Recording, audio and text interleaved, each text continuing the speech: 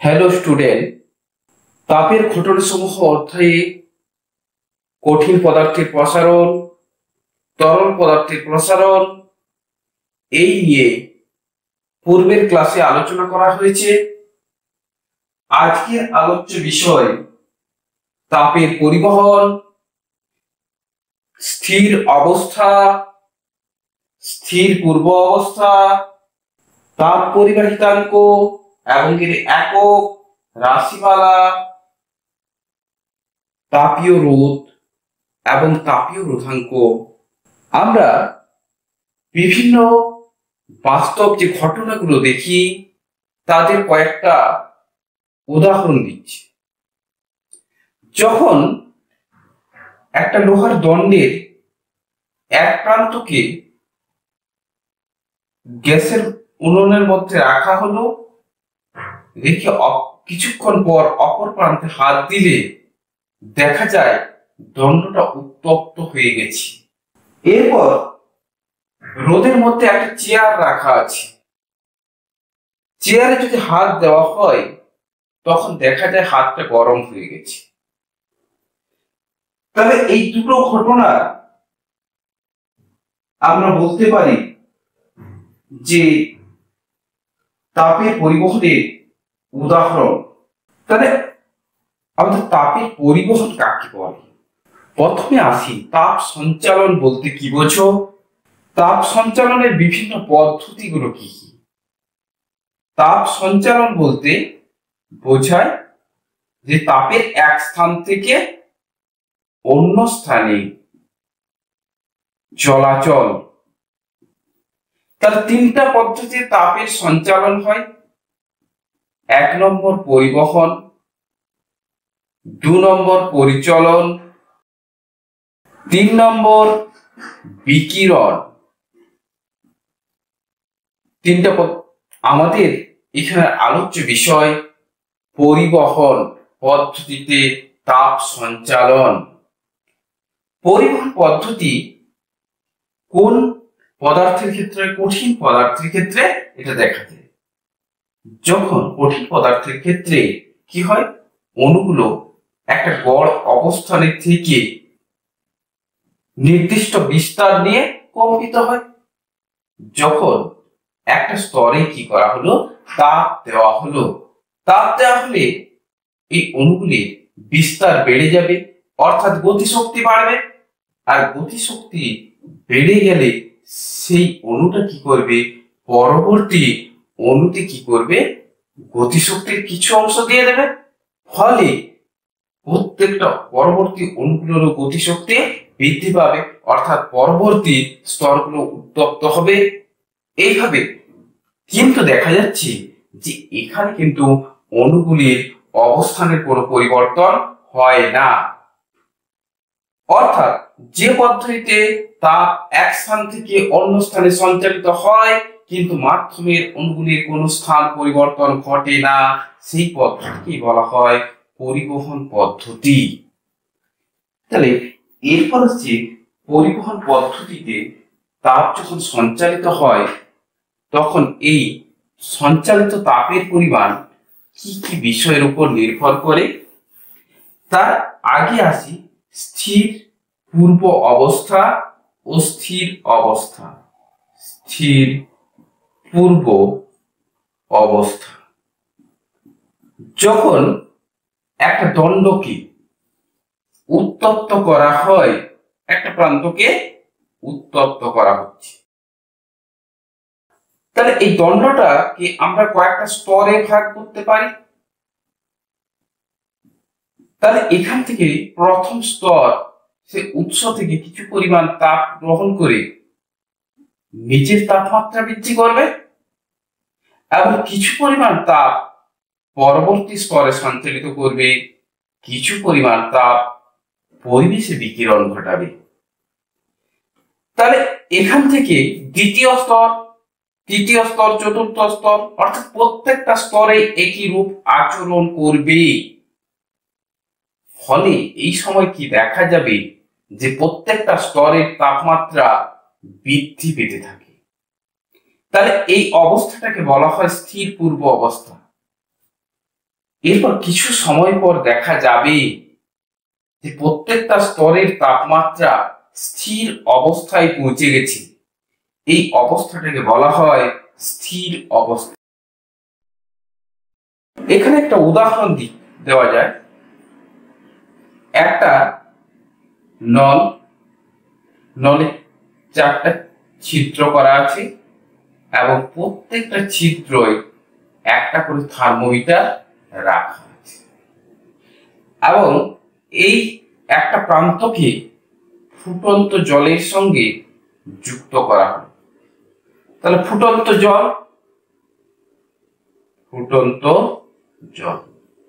প্রথমে এই থার্মোমিটারটা তাপমাত্রা বেশি, তারপরটা কম, তারপরটা আবার কম, লাস্ট প্রান্তে যে থার্মোমিটারটা আছে তার তাপমাত্রা আরো কম।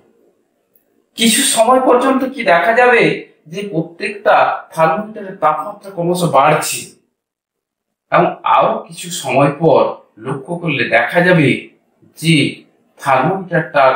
প্রত্যেকটা থার্মোমিটারের উষ্ণতা স্থির হয়ে গেছে। প্রথমে কি যখন তাপ সঞ্চালিত হচ্ছিল তাপমাত্রাটা বাড়ছিল এবং কিছু সময় পর দেখা গেল তাপ সঞ্চালন হচ্ছে অথচ প্রত্যেকটা থার্মোমিটারের তাপমাত্রা স্থির আছে। তাহলে যখন বৃদ্ধি ঘটছে সেই অবস্থাটা স্থির পূর্ব অবস্থা, আর যখন স্থির হয়ে গেছে সেটা হচ্ছে স্থির অবস্থা। এরপর আসছে স্থির অবস্থায় একটা দণ্ডের মধ্য দিয়ে তাপের পরিবহন কি কি বিষয়ের উপর নির্ভর করে। একটা এ প্রস্থচ্ছেদের এবং এন দৈর্ঘ্যের একটা দণ্ড নেওয়া হয়। তাহলে এখান থেকে দৈর্ঘ্য হচ্ছে এল আর প্রস্থচ্ছেদের ক্ষেত্রফল এ আর দুই প্রান্তের উষ্ণতা θ2 আর এই প্রান্তের উষ্ণতা θ1, অর্থাৎ উষ্ণতা পার্থক্য আমরা বলতে পারি θ2 মাইনাস θ1। এবং টি সময়ে যদি কিউ পরিমাণ তাপ পরিবাহিত হয় তাহলে কিউ সমানুপাতে এ, অর্থাৎ প্রস্থচ্ছেদের ক্ষেত্রফল যত বাড়বে তাপের পরিবহনটা তত বৃদ্ধি হবে, দণ্ডের দৈর্ঘ্য যত বেশি হবে তাপের পরিবহন তত কম হবে, অর্থাৎ কিউ সমানুপাতিক 1/L। আবার দুই প্রান্তের উষ্ণতা পার্থক্যের সমানুপাতিক, আবার কি হবে বেশি সময় ধরে যদি তাপ পরিবাহিত হয় বেশি পরিমাণ তাপ পরিবাহিত, অর্থাৎ কিউ সমানুপাতে টি। তাহলে এই জায়গা থেকে আমরা বলতে পারি A into θ2 minus θ1 T by N. এখান থেকে Q is equal to K A θ2 minus θ1 T by N, যেখানে কে কে বলা হচ্ছে পদার্থের তাপ পরিবাহিতাঙ্ক। তাপ পরিবাহিতাঙ্ক। তাহলে এখান থেকে তাপ পরিবাহিতাঙ্ক কাকে বলে? আগে প্রথমে আছে তাপ পরিবাহিতা। কোন পদার্থের তাপ পরিবহনের যে ধর্ম সেই ধর্মকে বলা হয় তাপ পরিবাহিতা, বা গুণকে বলা হয় তাপ পরিবাহিতা। এরপর তাপ পরিবাহিতা কোন পদার্থের ক্ষেত্রে বেশি হবে, কোন পদার্থের ক্ষেত্রে কম হবে, সেই পরিমাপযোগ্য একটা রাশি হলো তাপ পরিবাহিতাঙ্ক। যেমন রূপার ক্ষেত্রে কি তাপ পরিবহন একই দৈর্ঘ্য এবং একই প্রস্থচ্ছেদের দুটো দণ্ড নেওয়া হলো, একটা তাপ রূপা আর লোহা, দেখা যায় যে রূপার তাপ পরিবাহিতা বেশি হবে। তার সেই গুণকে প্রকাশ করার জন্যই আমাদের তাপ পরিবাহিতাঙ্কের প্রয়োজন। তাহলে এখান থেকে তাপ পরিবাহিতাঙ্কের সংখ্যা কিভাবে দেওয়া যাবে? এই জায়গায় আমরা কে ইজিক্যাল টু কি পাবো?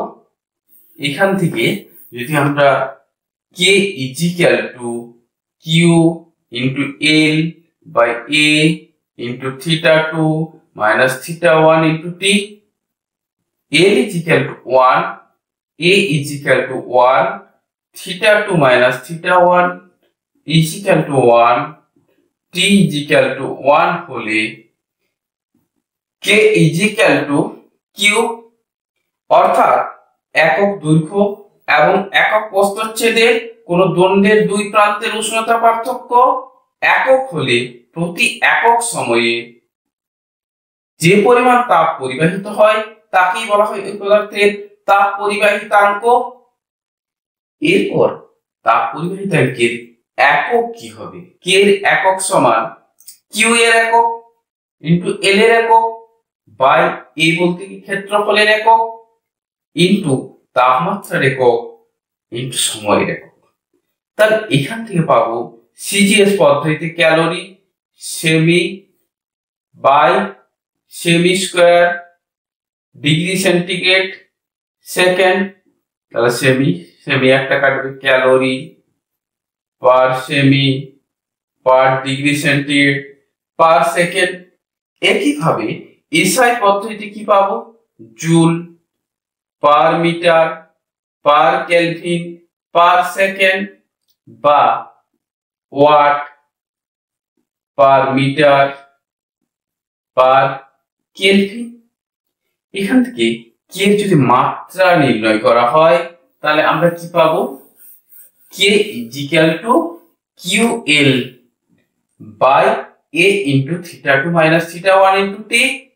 তাহলে কিউ এর মাত্রীয় সংকেত কার্যের মাত্রীয় সংকেতের সাথে অভিন্ন, M L square T to the power minus two, দৈর্ঘ্যের মাত্রীয় সংকেত এল এর মাত্রীয় সংকেত L square, theta two minus theta one এর কে, টি এর ক্যাপিটাল টি। তাহলে L square cancel, M L T to the power minus three K to the power minus one. তাহলে M L T to the power minus three K to the power minus one. এটাই হলো তাপের পরিবাহিতাঙ্কের মাত্রা। এরপর আসছে বিভিন্ন পদার্থের ক্ষেত্রে তাপ পরিবাহিতাঙ্ক বিভিন্ন হয়, তার একটা পরীক্ষা। এখানে একটা পাত্রের মধ্যে ফুটন্ত জল রাখা আছে বা আইগেনহকের পরীক্ষা। এখানে কি করা হচ্ছে? একটা রূপার দণ্ড, এখানে একটা তামার দণ্ড, একটা পিতলের দণ্ড, একটা লোহার দণ্ড, এইভাবে আরো বিভিন্ন দণ্ড রাখা হলো। এরপর এদেরকে একটা প্রান্ত নির্দিষ্ট উষ্ণতায় এবং এদের উপর কি করা আছে? মোমের প্রলেপ লাগানো আছে।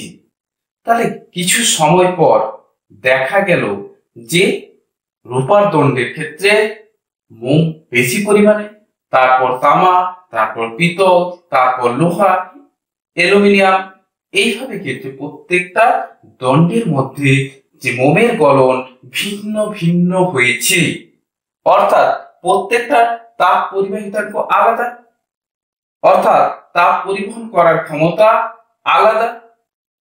কারণ এদের তাপ পরিবাহিতাঙ্ক আলাদা, এরপর রূপার সব থেকে তাপ পরিবাহিতাঙ্ক বেশি হয়, অর্থাৎ বেশি পরিমাণে তাপ পরিবহন করতে পারে।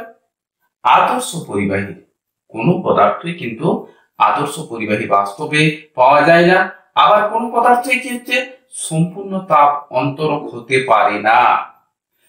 আদর্শ পরিবাহীর ক্ষেত্রে তাপ পরিবাহিতাঙ্ক ইনফিনিটি এবং আদর্শ অন্তরকের ক্ষেত্রে সেটা কত হবে? শূন্য হবে, অর্থাৎ সে তাপ পরিবহন করতে পারে না। কিন্তু বাস্তবে কোন পরিবাহী আদর্শ পরিবাহী বা আদর্শ অন্তরক হতে পারে না। এরপর আসছি একটা দণ্ডের তাপ পরিবহনের সাথে আমাদের তড়িৎ পরিবহনের সম্পর্ক নির্ণয়, তাদের তুলনা এবং তাপীয় রাশিমালা নির্ণয়। তাহলে এখান থেকে যখন আমরা তাপ পরিবহনের ক্ষেত্রে আমরা কি পেয়েছি? Q is equal to K A theta two minus theta one into T by L. তাহলে কিউ বাই টি, অর্থাৎ এখান থেকে কিউ বাই টিটা কি? তাপ পরিবহনের হার, এখান থেকে Q by T is equal to K A theta 2 minus theta 1 by N. অর্থাৎ এটাকে যদি আমরা সাজিয়ে লিখি theta 2 minus theta 1 L by K A, এটা পাচ্ছি কিউ বাই টি সমান। আবার আমরা তড়িৎ পরিবহনের ক্ষেত্রে আমরা জানি প্রবাহ মাত্রা I is equal to Q by T, অর্থাৎ আধান প্রবাহ। টি সময়ে কিউ পরিমাণ আধান প্রবাহিত হচ্ছে একটা পরিবাহীর মধ্য দিয়ে। পরিবাহীর দুই প্রান্তের বিভব পার্থক্য V2 মাইনাস V1। তাহলে এখান থেকে আমরা পাই V2 মাইনাস V1 বাই আর। এই দুটোকে যদি তুলনা করা হয়, 1 নম্বর এবং 2 নম্বর সমীকরণকে তুলনা করলে আমরা কি পাবো? এখানে থিটা 2 মাইনাস থিটা 1 অর্থাৎ উষ্ণতার পার্থক্য এখানে কি বিভব পার্থক্যের সমতুল্য। অর্থাৎ একটা পরিবাহীর দুই প্রান্তের উষ্ণতা পার্থক্য থাকলে তাপের যেমন পরিবহন ঘটে, দুই প্রান্তে বিভব পার্থক্য থাকলে তড়িতের পরিবহন হয়। আবার এখান থেকে 2 নম্বর বলা যায় R is equal to L by K A. এখানে আরটা কি? রোধ, পরিবাহীর রোধ। এখান থেকেও আমরা দুটোকে তুলনা করে পাচ্ছি R is equal to L by K A. তাহলে এখানে তাপীয় রোধ R is equal to L by K A. এখান থেকে আবার আমরা জানি কি R is equal to rho L by A. যেখানে রোটা কি? রোধাঙ্ক, এলটা হচ্ছে পরিবাহীর দৈর্ঘ্য, এ প্রস্থচ্ছেদের ক্ষেত্রফল। তাহলে L by K A, L L cancel, A A cancel, rho is equal to 1 by K, অর্থাৎ 1 বাই কে কে বলা হয় তাপীয় রোধাঙ্ক। তাহলে এখান থেকে আমরা আর এর একক যদি বের করি, আর এর একক কি হবে? এল এর একক, এল মানে সেমি। এরপর আসছে কি কে এর একক কি? Calorie per semi, calorie per cm per degree centigrade per second. তাহলে এখান থেকে আমরা কি পাবো? ক্যালোরি টু দি পাওয়ার, এখান থেকে এল বাই কে এ, এর একক হচ্ছে সেমি স্কয়ার। তাহলে সেমি সেমি, এখানে সেমি কেটে যাচ্ছে। তাহলে এখান থেকে calorie two the power -1 degree centigrade এবং সেকেন্ড টু দি পাওয়ার -1টা উপরে উঠলে সেকেন্ড হয়ে যাবে। একইভাবে যদি এসআই পদ্ধতিতে আমরা বের করি, joule joule to the power -1 kelvin second, এটা পাবো। 1 বাই তাপীয় রোধাঙ্কের এককেও 1 বাই কে। তাহলে এখান থেকে 1 বাই যদি কে করা হয় রো এর, তাহলে এখান থেকে আমরা রো এর একক, রো এর একক, তাহলে 1 বাই কে সমান calorie two the power -1 semi degree centigrade second.